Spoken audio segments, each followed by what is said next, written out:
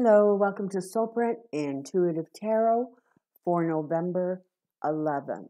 The world celebrates Remembrance Day. I know in the United States it's referred to as Veterans Day, but the reality is this is a day that we sort of take a moment to reflect on the freedoms and privileges we have and to be grateful for those who sacrificed so much so that we would have the freedoms that we have. So take a moment. All right. So I want to take a look today. A couple things. First, Soulprint Insights, I promise you, will return next week. We are at the final stages of getting this house completely prepped to hit the market. And so it's just still a bit busy here, but by the weekend, things should level out a bit, and I will be back kind of to a schedule. So today I wanted to take a look at what on earth is going on. I mean, you got Donald Trump refusing to acknowledge an election. He's not going to concede. And worse, you have Republicans following him like lemmings right off a cliff. I want to see what's going on behind the scenes that are causing so many Republicans, frankly, to still be really frightened of Donald Trump. Like, what is the story there? I mean, come on, you have a Secretary of State who is become so outrageously political and biased. You've got Bill Barr, let's just not even go there. You got Lindsey Graham and Ted Cruz acting like, they don't understand how elections work. When you have Mitch McConnell sort of sticking his head into his shell and kind of saying, I got nothing to say, he's fine. So let's just see what the heck is going on. I want to do a deep dive and find out what is going on with the GOP and Trump, and when is this kind of shameless, brazen behavior going to stop already? Like, enough.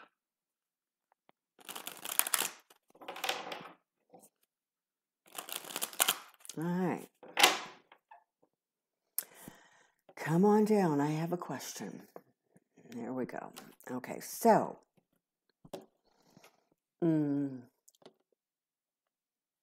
current Trump GOP, current Trump GOP, current Trump GOP.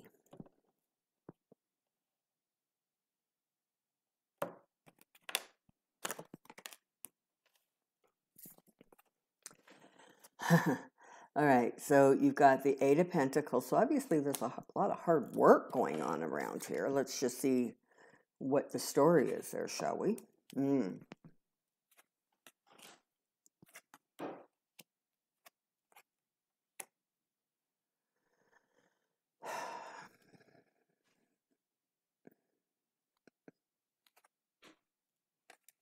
Okay. So behind the scenes, what you're getting is a lot of squabbling, a lot of saying this isn't right, but nobody seems to be exactly prepared to, push back against Trump and what he's doing in any significant way. In fact, it actually feels very much as if he is like bullying or strong-arming them in terms of getting out there and saying what he wants to hear said. So that in and of itself is creating a lot of friction. It feels very much like for right now that a group of them have sort of surrounded him. And it feels very much like that is almost in an intent to keep him I don't know, as level as he can be. He's supposed to make an appearance today. I don't believe that any comments are scheduled, but I don't know what's going to happen if that mouth of his starts flapping. But I think most reasonable news agencies media are going to just cut away from him when he starts. I noticed that the other day, like Fox News was cutting away from that Kaylee, whatever her name is, as she was spouting all kinds of nonsense. You know, it's fascinating how in the blink of an eye, the Republicans went from screaming, stop the vote count, to now screaming, every vote has to count. It's just head spinning. They are really threatened. Trump in particular, but frankly, those around him also seem to be feeling very threatened by the Biden-Harris administration coming in. So, you know, are they concerned that there are things that they've tried to hide that aren't going to stay hidden? You know, are they concerned that there are going to be even worse behaviors, secrets, things that were brushed under the carpet? Yeah, they actually are. So part of the reason that you get this situation with the Republicans is Trump still has this sort of ridiculous hold on them. And he keeps wanting to sort of recover, if you will, those glory days. And there are some Republicans who seem to be very concerned about him sort of vocally shaming them, pushing back on them, belittling them, whatever it is. So for right now, there really is that sense as the world watches, stunned, frankly. They are prepared at this point to continue to sort of foster this cocooning around Donald Trump. Now, that does not mean it's going to last for much longer. Day by day, as court cases go against him, as you know, news agencies are cutting off their lies, as Twitter is like labeling every comment that he tweets out, the realization that he really is trapped is going to start to accelerate. And it's like I said before, there really is a part of him that truly believes that the election was stolen from him, that truly believes that, you know, the vote counts were wrong. His ego cannot take it. And I'm stepping into that energy. And again, I can't help but get the feeling that we're looking almost at like fractured, something fractured in terms of his mental processing. Nobody can get through to him. I hear rumors that members of his family have tried to talk to him. I hear rumors that they're maybe sort of talking about trying an intervention, which we all know is ridiculous and they won't do because they're all scared to incur his wrath. But I guess it's a good story to get out into the public that, oh no, we care, we understand. Meanwhile, the only thing they understand is that their brand is being absolutely destroyed by this really juvenile behavior. Now, yeah, we can definitely anticipate some more court rulings that do not go in his favor. And that is going to, I suppose, speed up the process that you're going to see over the next little while. So his story is that he's not going to concede until the GSA, and I got to tell you, I don't know what the GSA is or stands for, but until they kind of confirm the election results. So, okay. And for whatever reason, that's not happening as quickly, I guess, as it should. I'm not sure. There's still, if I'm correct, 3 states that have not been called. I think it's 3. And so, you know, as long as that continues, sort of, it's Trump is going to hang on to this for all he's worth, right? Because frankly, he has nothing better to do, but nothing better to hang on to. He is volatile. He is erratic. He is not functioning within even sort of normal range. I have to tell you, if this was anybody else, they would probably be seen and experience a medical intervention, never mind a family one. But he is who he is, and he still remains extremely powerful. And so it's a situation where everybody's kind of trying to handle him with kid gloves, because there is a realization that despite everything they hope for, he really is not controllable. So there's a lot of kind of making nice, and you know what, that in itself is kind of really, really sad, right? Think about it, right? You have a man sitting in the highest office in your land, and no one wants to upset him with the truth? Really? And we shouldn't be surprised, because nobody wanted to upset him with the truth for the last 4 years. And beyond that, nobody wanted to upset him with the truth for most of his adult life.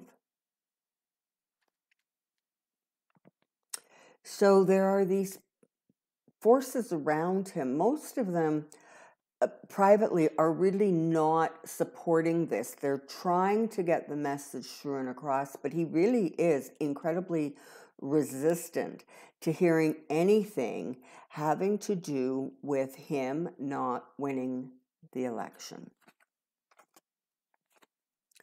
So our greedy wannabe king is going to continue to feel embattled. He's going to continue to feel as if he must defend himself, as if he's being victimized and, he's not being treated fairly. Now, do we think this is going to go on for much longer? Well, listen, the GOP really is carrying a burden already, because aside from a select few, frankly, who have lost all their credibility, for the most part, generally speaking, the GOP is really starting to feel the burden of his behavior. However, they don't have a spine. And so because of that, nothing's actually going to really change in the immediate future. And by that, I mean the next few days. Yeah, he just doesn't want to go. He doesn't want to see it. He's all right now. If there's any rational thoughts at all in his brain, it has to do with his money, his feelings, his greed, his trying to pack as much stuff up as he can before he leaves. I think there is a glimmer of hope or a glimmer of understanding that he actually knows he didn't win. It's just that the sort of excuses and the embellishments have literally swooped in his mentally, almost in a way of protecting his own very fragile sort of mental state and his emotional state. And so in some ways, as crazy as it sounds, it feels as if the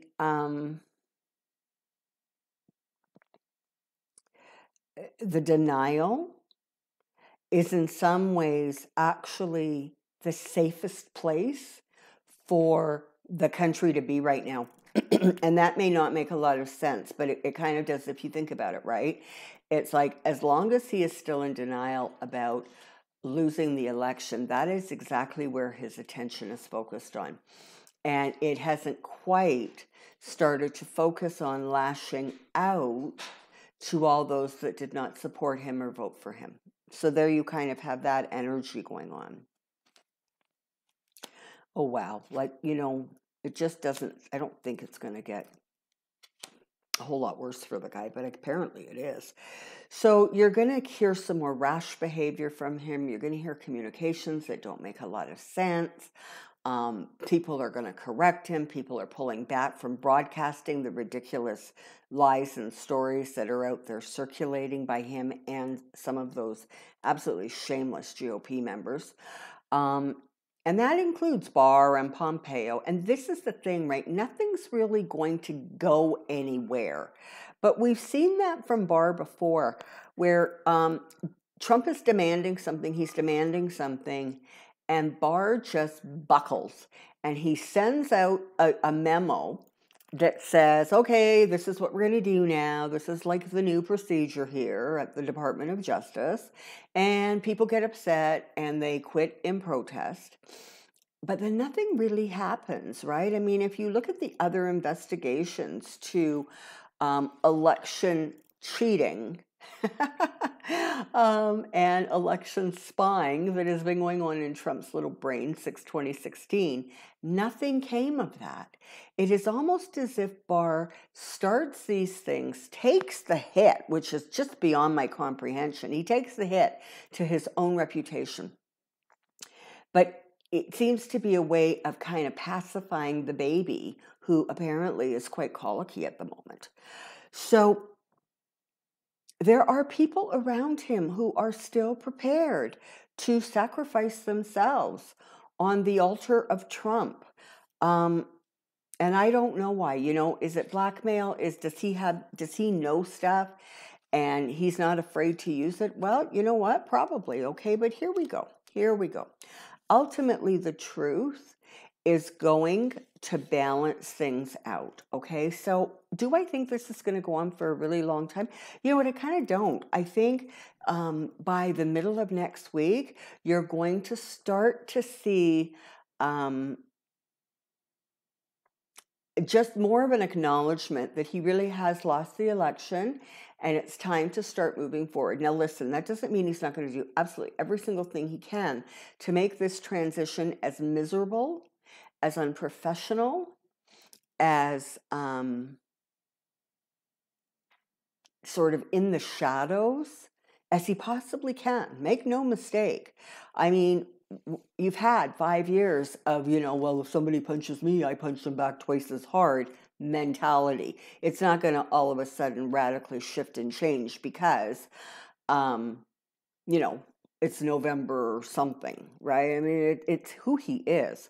But there's definitely a sense that the courts are not going to go in his favor, that there's going to be more pressure. Remember, these are my two symbols for Kamala and Joe. They're going to continue running the course, okay? They're going to just stay focused on what they have to stay focused on. And day by day, as they present cohesive, intelligent information and policies, as they actually sound like exactly what you expect an administration to sound like, there really is sort of just going to be more of an energetic shift, sort of pulling away from the insanity and really a reluctance to sort of propagate what Trump is saying. So I think by the middle of next week, it feels as if there should be some sort of a settling down, a bit of a calming, so that, it's going to, I hope, maybe start to feel a little bit more normal, but certainly not anything you would have previously recognized as normal, because that's what Trump does. Yeah. So as the resistance around him strengthens and events start moving towards a transition, whether he wants them to or not, I don't think you're going to see a whole lot of Trump. I mean, today is the first time he's apparently going to be in public in like 6 days. So, he's done, and he just cannot somehow process that. He somehow is still working towards that. But trust me, it really feels by mid next week, there's going to be a little bit, at least, more clarity about getting this guy. And this is the thing, everybody's making all this big fuss about, oh, he doesn't concede, he won't concede. Who cares? He doesn't have to concede. Remember, be mindful of the fact that even our favorite networks still are selling basically a product, and they have to fill those 24-hour airwaves. And that, so they're going to talk about stuff. Hang on to the hope. Hang on to the promise. Hang on to the knowledge that honestly, they're moving in and things are going to stabilize. They really, really are. So this is the thing, right? The Republicans are going to try to hang on as long as they possibly can hang on to pacifying him, because I really do feel like on some levels they actually see it as safer for the country, that he sort of is in that place where he thinks that there is still some ridiculous hope. Okay? All right. That's it for today. Thank you so much for being here. Listen, in case anybody's confused, I'm not going anywhere. I'm just trying to sell a house and I'm just trying to buy a house, okay? So as things calm down, I actually anticipate things smoothing out a little bit, really by the end of next week. Everything should be in place and just moving forward. Thank you once again for all of your well wishes. I so much appreciate them. But I'm not leaving. I'm not going anywhere. I'm going to be around as long as there is a need for me to be around, and the Insights channel is going to continue even beyond certainly this channel, and this channel is going to go on for a while yet. So don't be concerned. I'm not going anywhere. I am just taking, I think, frankly, a bit of a breather. It's been an intense bunch of years. And, what I've got going on here is a bit of a priority. So I'll be around. And as things level out here, then I'll get back to my regular schedule. So until next time, take care, be well, stay safe, and we'll see you soon. Bye-bye.